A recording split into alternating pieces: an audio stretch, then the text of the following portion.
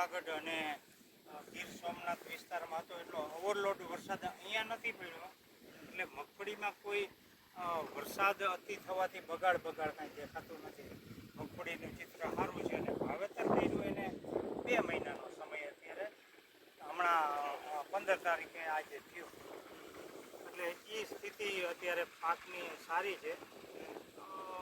All over ગુજરાતની તમે જો વાત કરતા હોય તો ગુજરાતના રાજ્ય સરકારના કૃષિ વિભાગે નોંધેલા આંકડા મુજબ 16,33,000 હેક્ટરમાં વાવેતર ગયા વર્ષ કરતાં ના ઓછું થયું છે.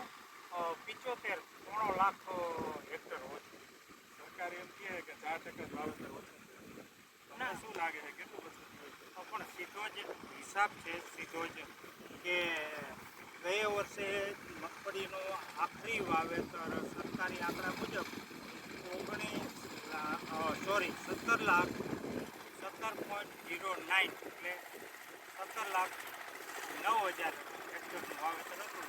આ વખતે એમાંથી બાદ કરી નાખો, આજની તારીખ 16.33 છે એ બાદ કરી નાખો તો હિસાબ થઈ ગયો. એમાં 4% ગણો કે જે ગણો પણ વાવેતર ઓછું છે અને જુનાગઢ અને ગીર સોમનાથમાં વરસાદથી મગફળીનો પાક પ્રભાવિત થયો. અત્યારે મગફળીમાં રોગમાં જે મોલોમસી જીવાત હતી એ ખેડૂતોએ કંટ્રોલ કરી લીધી છે. આ તમે જોઈ શકો છો કે મગફળી ગરમી છે, મોલોમસી દેખાતી નથી. આ કેટલા મહિનાની મગફળી? આ પૂરા 2 મહિનાની મગફળી છે.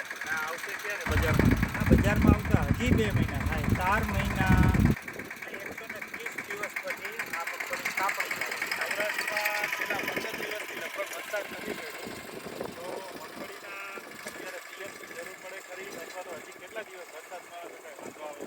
વરસાદ હજી અઠવાડિયું ખેંચાય તો વાંધો નથી, પણ જરૂર છે આજની તારીખે. અને ખેડૂતો પાસે પાણીનો પુષ્કળ જથ્થો થઈ ગયો છે સારા વરસાદને કારણે, એટલે પૂરક પિયત ચાલુ જ કરી દીધા. આ ખેતરમાં તમે જુઓ છો ટ્રેક્ટર ચાલુ છે એટલે એ અત્યારે લીટા નાખે છે, એટલે જેથી કરીને પાણી એમાં સરળતાથી હાલ્યું જાય. એટલે આ પૂરક પિયત આપવાની તૈયારી થઈ રહી છે.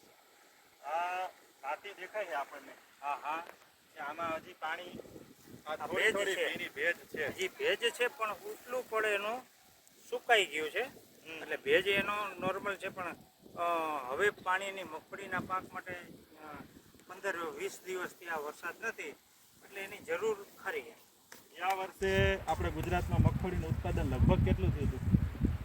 બધી જે તેલીબિયા સંસ્થાઓનો આંકડો 28 લાખ મેટ્રિક ટનથી 31 લાખ મેટ્રિક ટનનો આંકડો હતો, પણ વેપારી અંદાજોનો આંકડો એવો હતો કે 25 લાખ ટન આવવાની થઈ. એટલે ગયા વર્ષે છેલ્લો આંકડો આવ્યો એવું હતું કે 25 લાખ ટન, પણ લગભગ 22 થી 25 લાખ ટન પાકનો અંદાજ સાચો અંદાજ છે. હા, સાચો. અને સરકારે જે અંદાજ મૂક્યો હતો એ 45 લાખ ટનનો અંદાજ મૂક્યો હતો.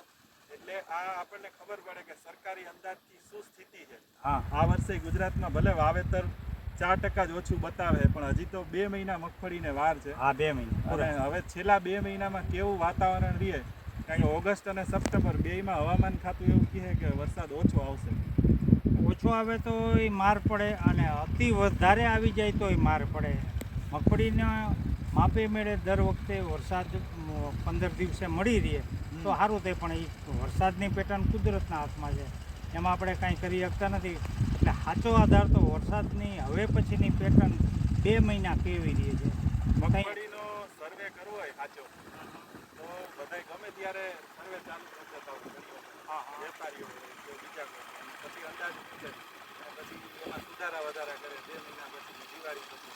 તમારી દ્રષ્ટિએ આ વખતે જે વાવેતર થયું છે એ મુજબ સર્વે કરવો હોય તો કયા મહિનામાં સૌરાષ્ટ્રના મગફળીના પાકનો સર્વે કરવો? સૌરાષ્ટ્રમાં મગફળીનો સર્વે કરવો હોય, ફિલ્ડનું સાચું ચિત્ર જાણવું હોય તો ઓક્ટોબર મહિનો એના માટે બેસ્ટ, કારણ કે વાવણીની મગફળી જે બધી વધારે પ્રમાણમાં વાવેતર થયું હોય એ પીપરજોઈ વાવાઝોડા પછી એટલે 15 જૂનની આજુબાજુ થયું છે, તો એના 4 મહિનાનો 3.5 થી 4 મહિનાનો સમય ગણી લ્યો.